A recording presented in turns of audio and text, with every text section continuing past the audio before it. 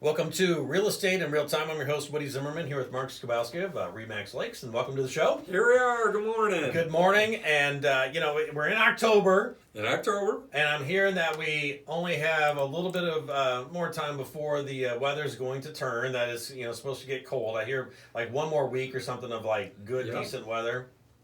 And I saw that you took the boat over to Chicago. We made our first big foray across the big water. Yeah, and you had good weather for that? We did. The weather, well, other than rain. But the water was good. Well, the pictures look great. But it rained. Okay. It's 70 degrees and rain in October. We'll take it. Yeah, right. Absolutely. It was really a good time. We went from St. Joe to Chicago, about 2.5 hours. I mean, the boat we run around 25 miles an hour, which is amazing to have that speed and comfort, kind of hanging there, going. Nothing broke. That's it's an old boat. I'm not, and I say boat. Mark, you have a yacht. Well, it's a boat to me, right? But it's pretty good size, but nothing broke. And it was my first time navigating. But the technology, even an old guy like me can figure it out to get from point A to point B. Yeah. It's amazing. We have autopilot on the boat, so you set the throttles, and go. Yeah. I was jamming. I had my soul hits mix going on. There you go. On my headset. Yeah. So a little Al Green, Ray Charles. I was getting her done. I was dancing and singing. The wife was sleeping. The dog was sleeping. It was a lot of fun. Yeah. Good. Well, I love the skyline of Chicago from there. That's it was really pretty. That's awesome. It really was. So can't complain. Hopefully we'll have many more forays out that direction. So. That's good. All right. Hey, today is kind of a takeoff from last week. What we're talking about is affordability. Yeah, and we talked about budgeting, to get ready to buy a house, and maybe longer term planning things. But affordability is really, you're hearing it more and more. And like I've said over and over and over again, by the time the national media picks it up, it's probably already started here. Okay. Nationally, from July to August, existing home sales were down 2%. Really? Now, we're talking about how hot the market is, how things are going. Nationally, it's down 2%. And why is that? I think prices, affordability are driving that, and beyond that is inventory. There is no inventory, or inventory is down. So the National Association of Realtors put out a statistics, which is months worth of inventory. Yeah. And we're around 2.5 months worth of inventory, which is not great. When you consider 30 days it takes to close a transaction, 30 to 45 days, so you've burned up 3/4 of that 2.5 days worth of or 2.5 months worth of inventory just in financing. So, what does all that mean to buyers? Well, it means you need to be ready. Yeah. It's going to be competitive, and prices are probably going to be higher than what you'd like to see. However, there is light at the end of the tunnel, but there's always a shift. So what's going on with interest rates? Well, interest rates are starting to bump up.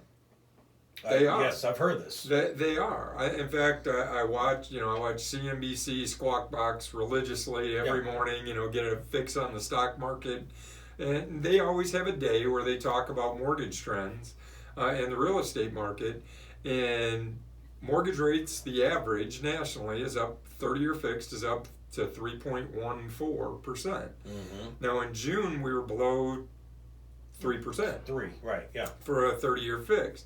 So it doesn't seem like that much, a 1/10 of a point or a 1/4 of a point, but it can impact. And, we'll talk about that a little bit. I brought some numbers with me. We can chat about those. But more importantly for buyers right now is don't freak out because interest rates have bumped a little bit. What we're seeing locally is that inventory is beginning to drop into the market. We're seeing, and why is that? I think that sellers are trying to take advantage of higher prices. And why wouldn't we? Right? I mean, they want to maximize what they can get out of their property. It's, absolutely. That does make sense. It makes sense. And, typically that's what we're doing when we're trying to sell. But we've just been, you and I, weekly we pound, the market's hot, the market's hot, the market's hot. Right. Nationally, the market's hot, the market's hot, all-time highs on prices, blah, blah, blah. Who wouldn't want to take advantage of that? If you have a plan. If you have somewhere to go, if you, whatever you are, we talk about the baby boomers, and I'm right in that. I'm the tail end of the baby boom. I'm 57. We've got, my generation is beginning to go into retirement. Right. So they're looking to take advantage maybe of the equity that they've saved in their homes during all of this time. Let's take advantage of it, because we can rent. Or we can downsize. We can buy something smaller if we can find it. Downsize, move to a condo down in Florida or something. Move to a condo. You've got the shift to where tax benefits for retirement planning, right? Alan Alderfer's listening out there going, good call, Mark. Because, right. You go to a non-tax state. No state income tax. So people, that's why that exodus to Florida. So, I think it is still a good time for sellers, but buyers, hang on, and after the break we'll talk about that they still have some benefits. Okay, sounds good. You're listening to Real Estate in Real Time.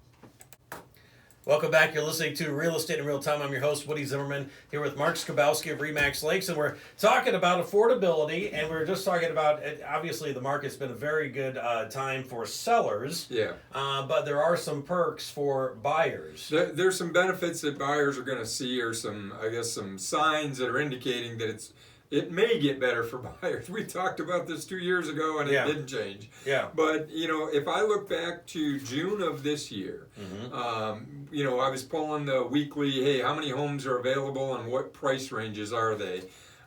So in May-June timeframe, we had 35 non-lake listings that were on the market, and the prices were all over the map.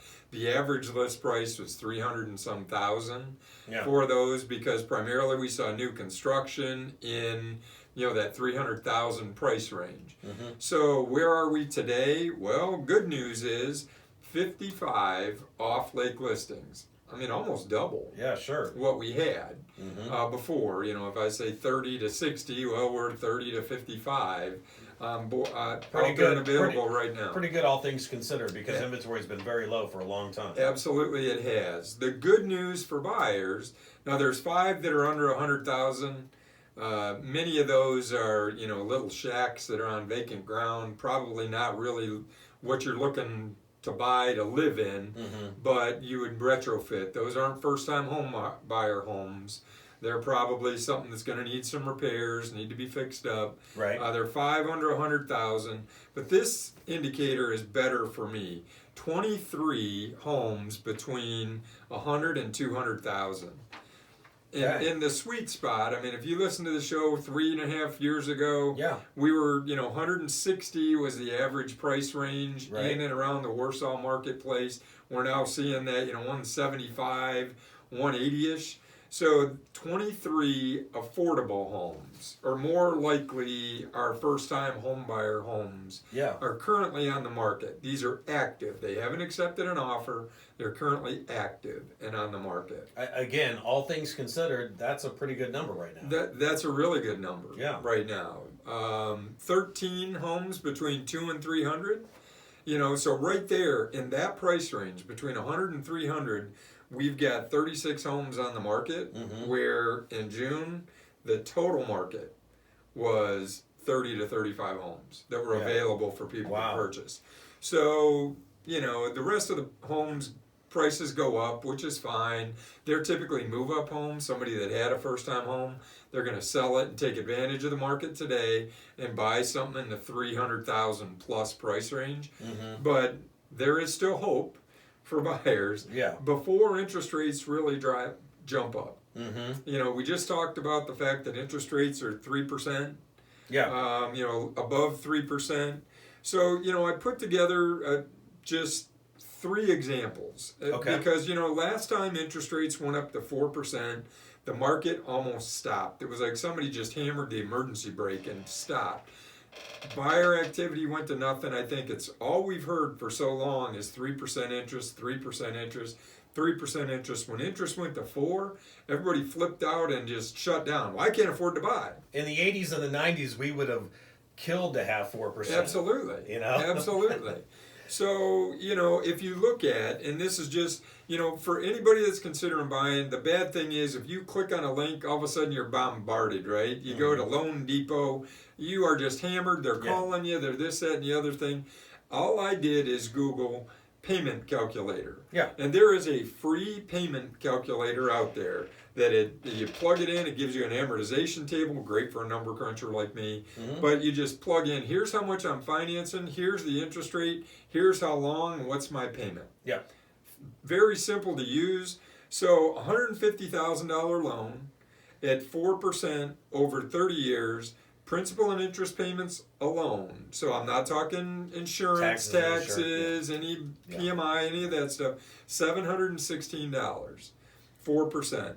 Okay. Same loan, $150,000 at 3.5%, $673 a month. That's kind of a big difference. That's kind of a big difference. 3%, same loan, 30 years, $632. So 1% jump in price, almost $100 a month difference in mortgage payment. Monthly mortgage payment. Yeah. So, oh my God, it's $100 more a month. Break that down. It's $1,200 a year. Right? Now, I know that's a lot of money, but just because it went to 4% doesn't mean it's not a good time to buy. If we go to 4%, and I'm not saying we're there yet. Right. But I also don't want people running out to buy just because interest rates are at 3%, because prices are still really high. So what do I anticipate is going to happen? I think that as we see this inventory trend continue, I think we'll see the days on market begin to increase as as interest rates bump up, buyers are going to be more resistant to buy at that higher price, and in order to get properties sold, sellers are going to have to reduce the price. Now, are we going to drop off a cliff? No. I don't think so. We are not, unless something bad happens economically, right? And I don't know what that is, but who knows? Who can predict that? But I don't think we're going to see home prices drop off a cliff. So the folks that are sitting on the sideline, well, I'm going to wait for prices to drop, I don't think you're going to see that. So you won't buy a home if that's your attitude. Right. And also, if you're saying, well, I'm not going to buy a home because interest rates are going up, well, I don't think that's a good strategy either, because look at the difference between 3 and 3.5%. It's $40 a month. It's $500 a year. So would I rather rent and continue to throw money away with rent prices that are increasing at 15 and 20% a year? Or should I buy a home and have some equity and long-term investments, for myself versus paying somebody else? I think it all goes back to your why. It really does. It comes back to what's your why. If you don't know your why go look? Yeah, interesting, very interesting time. It feels like it's just going to kind of, flatten out a little bit. Prices, I believe it will. Yeah. I believe it will. Hey, your contact information? Sure. Websites, lakes-realtors.com. Phone numbers 574-834-1233. Can always email me at markskowowski@remax.net. And check out our YouTube channel. Yes. Subscribe. Absolutely. See our mugs on TV. You've been listening to Real Estate in Real Time. Have yourself a wonderful weekend.